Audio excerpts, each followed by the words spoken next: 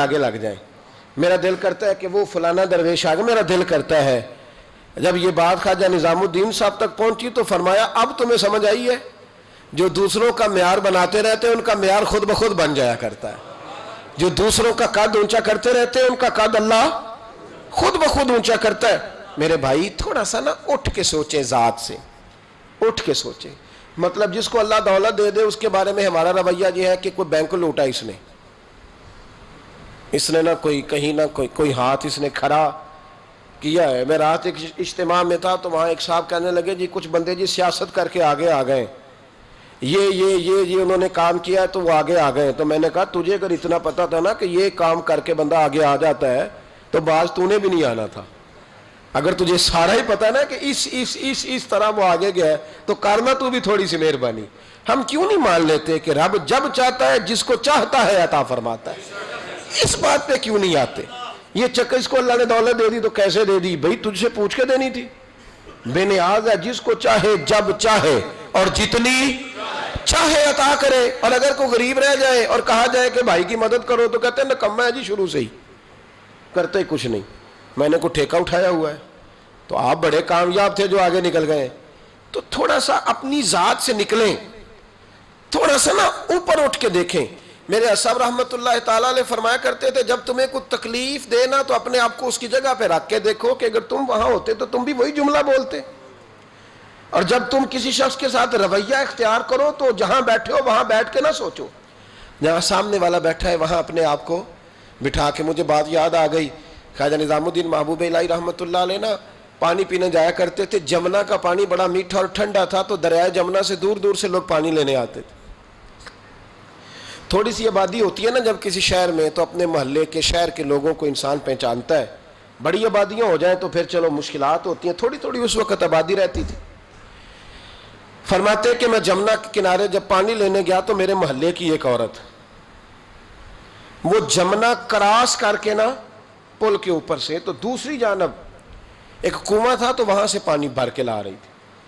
تو رستے میں اس نے سلام کی تو میں نے کہا بیٹے کہاں سے آ رہی ہو؟ کہنے لگی وہ کنویں سے پانی لا رہی ہوں. تو میں نے کہا بیٹے زمانہ جمنا کا پانی پیتا ہے اور تم کنویں کا. تو بڑی وفادار تھی اپنے خاوند کی. کہنے لگی حضور چھوٹا سا راز ہے, کسی کو آج تک بتایا تو نہیں, پر آپ تو ہمارے مرشد ہیں نا, آپ تو شیخ ہیں, آپ سے تو دعا لینی ہے, آپ کو بتا دیتی ہوں. حضور یہ جمنا کا پانی نا کھانا زیادہ ہضم کرتا ہے, زیادہ ہضم کرتا ہے. تو کنویں کا پانی نا تھوڑا سا کھارا ہے, روٹی کم ہضم کرتا ہے. میرے خاوند کی نا آمدن ذرا تھوڑی ہے تو میں بجائے شکوہ کرنے کے بچوں کو کنویں کا پانی پلاتی ہوں تاکہ روٹی تھوڑی کھائیں اور ہمارا گزارا ہوتا رہے. حضرت نظام الدین محبوب الہی رحمت اللہ علیہ فرمانے لگے پتر میں کوئی مالدار صوفی نہیں, غریب ہوں, پر وعدہ ہے جب تک زندہ رہوں گا نا تیرے گھر میں ماہانہ خرچہ میں بھیجا کروں گا. عرض کی حضور کیوں؟